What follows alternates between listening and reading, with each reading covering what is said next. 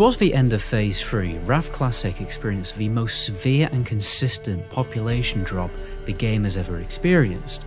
The population of active players raiding anyway, and this makes sense, as the Trial of the Grand Crusader was a short and sweet raid. A phase with a new 5 boss raid and a mini re-release raid was never going to keep players interested and invested for very long.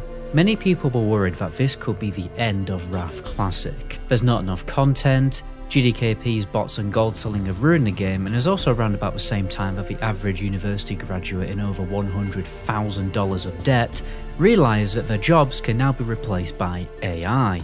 These were dark days for World of Warcraft players, but did the release of Icecrown Citadel come to save the day? Well, that's what we're going to get to the bottom of in this video. By the way guys, all subscribers will get access to my new Season of Discovery guides. I've got a guide on there on how to push the graphics of the classic WoW client beyond Ultra, and I'm also currently working on a really detailed weapon progression guide for Vanilla WoW. That is in a work in progress right now, but it will be finished by the time that this server launches, so be sure to check that out. All you gotta do is go to my channel page and check out the subscriber only trailer. But anyway, let's take a look at Ironforge Pro's data. This is a website that tracks the amount of characters who have raided by a week-to-week basis, those who were logged on World of Warcraft logs anyway. So it's a good method of gauging how popular the game is, especially since there's not much to do in Classic WoW other than raiding. As we can see, the number bounced back strong for the release of Phase 4. I mean, the numbers may look bad compared to the launch of Wrath Classic, but you have to understand that the launch of Wrath was biblical. If you compare the average amount of people raiding in TBC Classic to the past couple of months, there's actually a 22% increase.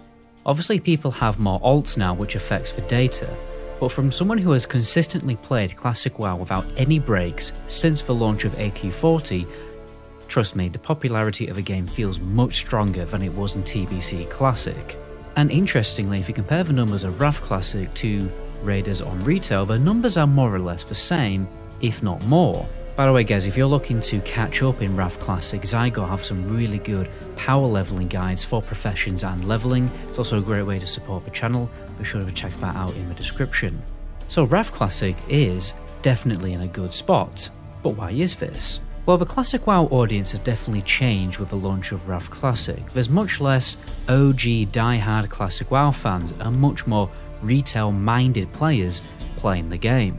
Wrath is definitely a much more endgame raid-focused expansion. There's nothing wrong with this at all, it's a very fun game to play, but low-level content, exploration, and all those old-school MMO vibes are weaker in this expansion. Hence the fierce comeback of classic-era servers that nobody expected. A year ago, these servers probably only had about 5 guilds consistently raiding, and now the population is comparable to a standalone MMO.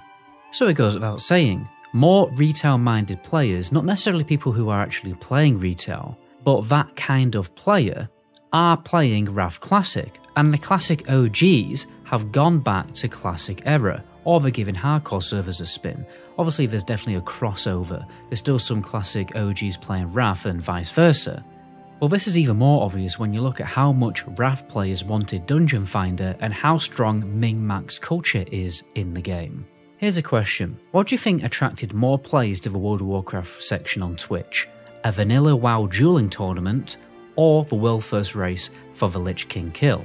Well, it was actually the dueling tournament, proving that vanilla has still got it just as much as your dad thinks he does when a waitress does her basic job description. It's still able to remain relevant, and it's bounced back with a vengeance, and who knows how far this will go with the new Season of Discovery server.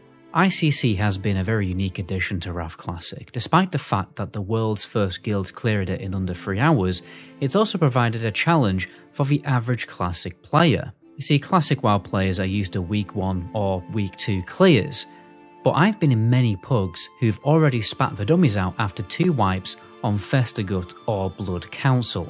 The Classic WoW audience definitely don't have the patience as they did back in the day. I mean, still today, only 364 guilds or teams have killed the Lich King on Heroic, significantly less than how many guilds have downed Yogg-Saron on hard mode by this time. Despite this, the population of the game has diminished. I think a lot of people think that, oh, if you make the raids too difficult, then classic Andes won't be able to do the raids and they'll just quit, but this doesn't seem to be the case. I mean, I've personally never really been on board with this belief. I think this is only really the case for situations like Maru, where the progress of the actual raid is stalled by a single boss. But with both normal and heroic mode options for the raid, it creates a happy medium to satisfy the more hardcore players, but also not deter the more casual players. Casual players can slowly progress through the normal mode of the raid. They get to experience the content and feel a sense of progression and accomplishment while getting better gear every week to eventually in the future try out heroic. And then the process repeats itself, prolonging fun and enjoyment playing the game, especially as very soon on the 5th of December, the ICC player buff will start to roll out. I personally haven't had this much raid enjoyment since progressing on Naxxramas back in 2020. Clearing a raid within the first few weeks of its release feels a little unsatisfying and boring, but ICC definitely lives up to its reputation. I'm currently working on gearing up my Unholy DK and Fire Mage and having a lot of fun in the process. It's funny how people said Unholy was going to be terrible in this phase, yet they've been consistently strong and very useful for progression. It's only really recently that other DPS specs have actually started to finally outshine them. With the release of Phase 4 also came Gamma Dungeons and the new Scourgestone vendor. Interestingly, Blizzard decided not to apply the system they applied in previous raid tiers. 10-man Trial of the Grand Crusader loot does not drop from Gamma Dungeons, and 25-man loot doesn't drop in 10-man mode, which means we still have to raid Trial of the Grand Crusader in order to get our alts ready for ICC. I personally have mixed feelings about this because I don't know about you guys, but I'm sick of being inside that raid and desperately need a change of scenery. I think they should have implemented a time walking mode for an old TBC or vanilla raid that drops Trial of the Grand Crusader loot or equivalent, you know, as the catch-up raid. Just so we had somewhere a little fresher to raid, and I think people who didn't get the chance to do those raids originally would have appreciated it. I mean, they did it with Onyxia, so why not build upon that concept? It really does actually seem like a massive waste that Classic WoW hasn't added a few extra elements of content here and there, but that can be a topic for another video. Hopefully Season of Discovery will fulfill that prophecy. Another very unfortunate community problem is the rise of GDKP culture, especially for the aspiring returning player. There is a huge corrupt underground network of gold botting, gold selling and raid boost selling in the game. I'd recommend checking out my Stranglethorn Vice series that takes a deeper dive into this topic. I also very recently interviewed a former GM for that series that was very eye-opening. For once, I actually have some positive news on this front. You see, I've been talking to some of the RMT World Kingpins who've explained to me that botting and fly hacking is actually becoming harder to do in WoW right now. Botters are getting banned more frequently and their profits are dropping, basically becoming harder to make good money from it. It's definitely still not an ideal situation. I don't think it ever will be, to be honest, but at least it's improving. And I don't want to toot me on horn, but I think that my videos exposing how bad it got had a little to do with Blizzard finally taking positive steps on that front. It also seems, on my server anyway, that GDKP culture is shrinking. Sometimes in the LFG chat, I don't see any GDKP runs. In fact, as I'm making this video, I checked the live game, and on my server there are now 11 raid runs advertising for right now or in the future. And guess what?